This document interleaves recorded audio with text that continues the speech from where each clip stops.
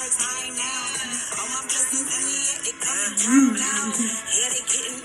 to Pure Hearts Podcast.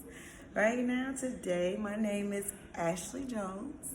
What was just playing is my single coming September 13th, Blessings. It's going to be on all platforms. This is my son, our guest, Kentrell Jones. Special guest. Special guest. Special. He's special. Just as special as you can guess.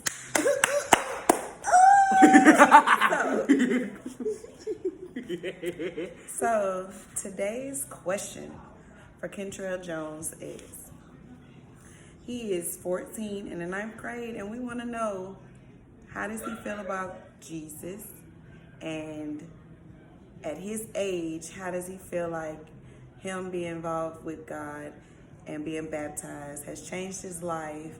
And how does it affect his friendships, his day-to-day, school, things that transpire for a 14-year-old young boy in this society in 2023. Introduce yourself, son. All right, my name is Kentrell. That's my mama. I'm in the 9th grade. Yeah. I just be having my AirPods in the class, but they broke recently. Okay. Yeah. So, I got more. all right. So, Kentrell, after you just introduced yourself, now everybody knows who you are. Let's just, before you answer that question, let's just say, what do you feel like your day-to-day activities are in your day-to-day life? What do you do? Tell us a little more. You told us your name. You told us how old you were. What are the things you like to do? What are your interests? I want to do track. I go outside like 50%, like 50-50. I play basketball. I run. I took like 14,000 steps today.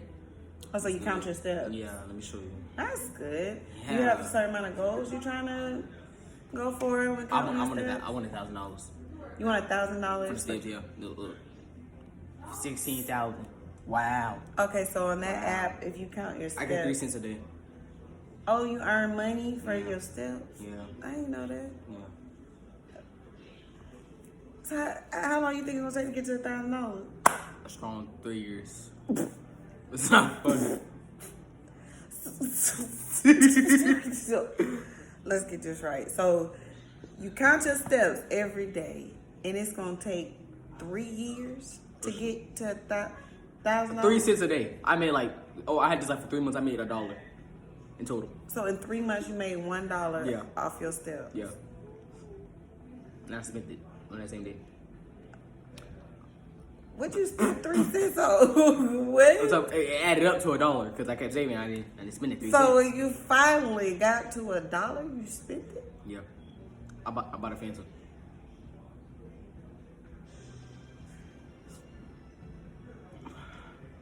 Yeah. Okay, so let's get down to the question. I think we're ready for your answer. What would you say? Go ahead and give a serious answer, because now we're talking about the Lord. You had your fun, count your steps for 3 cents a minute. Now it's time to go ahead and answer the question for the people. You remember, you're helping other young boys and young men coming up in On the this little world. wanna be gangbangers. Not hard. Yeah, that's not hard. Yeah, not hard. It's not. Yeah. We're filming. Please step away. Go ahead. It's amazing to have Jesus in your life. When you're talking to him, you can feel him right here. Where's right there? Your heart. The bottom of your heart. Be serious. I'm being serious. Bottom of your heart. Mm-hmm. Pray. Can I get an A? You can get that A the next day. I'm telling you. So it works, huh? Yeah. That So B. go ahead. Remember that 73? So go ahead and elaborate on that. So he said when he prays that he gets the grades that he gets the grades that he wants when he prays. So the other day I was like, let me check your grades. And so he had an F, an A, B, and a C. He had every letter in the alphabet, right? So I'm like, what? And I'm not F for front. Okay, so he had that F. But immediately, the next day, he turned that F into a what? An 80. He turned it to an 80, which is a B. Prayer works. So just believe, right? And know how to reach out. The question was, how does Jesus in your life has changed you, helped your friendships, helped school, helped everything around you, and altered your life in the best way possible at your age? And the first thing you said was prayer. So after prayer, it helped with your grades. What else do you think it feel like it helps with for when it comes to church? Do you feel like there's something that should be placed in the church? Yeah, or that will keep you engaged, that'll keep you up. What do you think that a topic should be about to help you as a young man out here? Don't be a game maker. I'm going to the next guest. Thank you. Blessings in the air, they coming down now. All my blessings in the air, they coming down now. Beautiful measures, he take his hard time now. All my blessings in the air, they coming down now. All my blessings in the air, they coming down now. All my blessings in the air, they coming down now. Beautiful measures, he take his hard time now. All my blessings in the air, they coming down now. Yeah, they getting.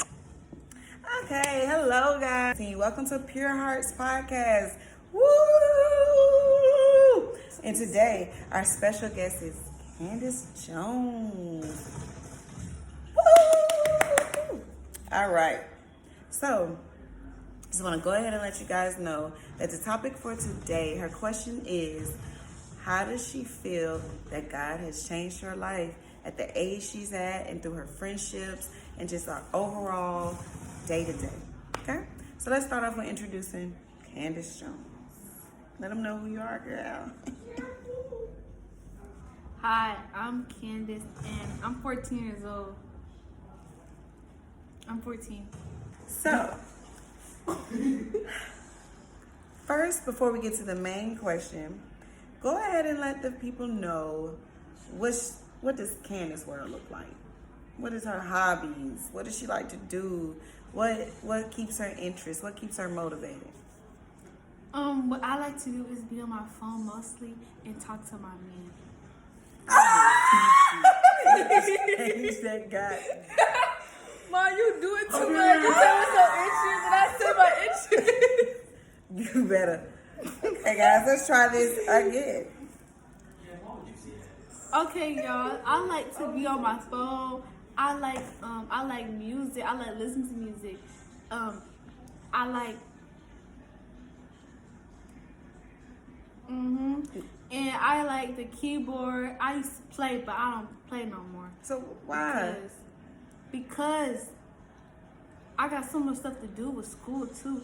On top of that, and it's just something that that's all.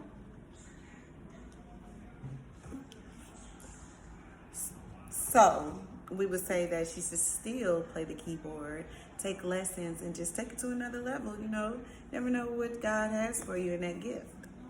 Okay. Yeah. So, what do you feel like? Let's say you have your cousins, your younger generation under you. How do you feel like you're a great influence on them? Because they love you. They always looking for you. Because I just play with them and do the things that they like to do, their interests and their hobbies, and I do kid stuff with them. All right. So now we're on to the main question of the day. All right. So the main question was what? How does Candace incorporate her day-to-day with God, and how does it help friendships, and how does it help her internally, externally, outside of friendship, just relationships with her siblings, strangers, whomever at school, teachers? How does it help her day to day? When she incorporates God? I pray. Okay, you pray. Now, with your prayer, what's one example you feel like God worked out for you through prayer? I don't know, because God answers all prayers. Yeah, we know. Okay, so God answers all prayers. So once God answers all prayers, just give one example. Do you feel like, for example, you was having a tough day, and you felt like you couldn't, you couldn't get your grade up in class. Do you feel like prayer assisted with that? Yes. Now, what about you ask your parents for something and they just say no, but you kept asking and the next day they say yes. Do you feel like prayer helped with that? Yes. Do you feel like if you were sad one day and you were journaling and you was praying, do you feel like God turned that around and gave you some happiness? Yes. So prayer works. And here it is from Candace, a 14-year-old. Prayer works. Okay, so what else do you feel like God has helped you with your friendships? Do you feel like he has helped you? Do you feel like he has helped you find better friends? Yes. Elaborate. Cause I tell God to like remove all the negative people I shouldn't be friends with out of my life and bring in new people and new interests into my life and positive people and not people who lead me to the wrong. That's a great answer. I love that. That was a great answer. Don't do that. That was great. Okay, so prayer, discernment. So God gives her discernment on who she should be friends with, who's good for her, who's not, who's adding to her life, who's not. At 14. So that goes to show you, all my 14-year-olds out there, 13, 15, however old, you incorporate God in your life, and he will make sure that the right people are around you and that you have a prayer life. So my last question would be, Candace, my last question is, how do you feel like when you go to church, what you think that will keep your interest or certain topics that you feel like will help you in the world? I don't know. You just gotta listen to the word the preacher's giving look out, and you gotta be in tune. You gotta understand what he's talking about. Like you gotta understand if, like, you know, yeah. So do you think there's any, like, what do you feel like your friends need right now that the church should talk about with the word of God? Feel like, what about with your parents? Would you want parenting to be discussed more to help Yes. to help with your life in the church? Yes, because I feel like parents should actually let their kids have freedom and sometimes trust them and let them go out sometimes.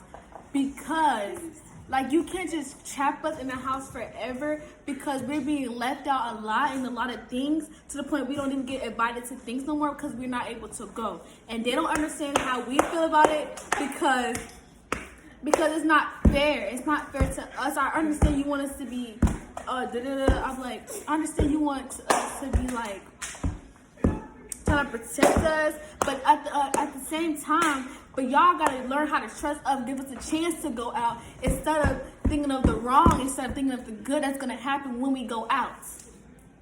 And stop doing that. That part. Exactly. That part. Preach. That part. Preach. Because like y'all have not been our shoes, so don't even be like, I understand you say no all the time. Preach. That part. That message for my She dad. said what she said. That message was straight for him. Left her speechless like, ain't no. That was meant for him. Okay, Bye so guys.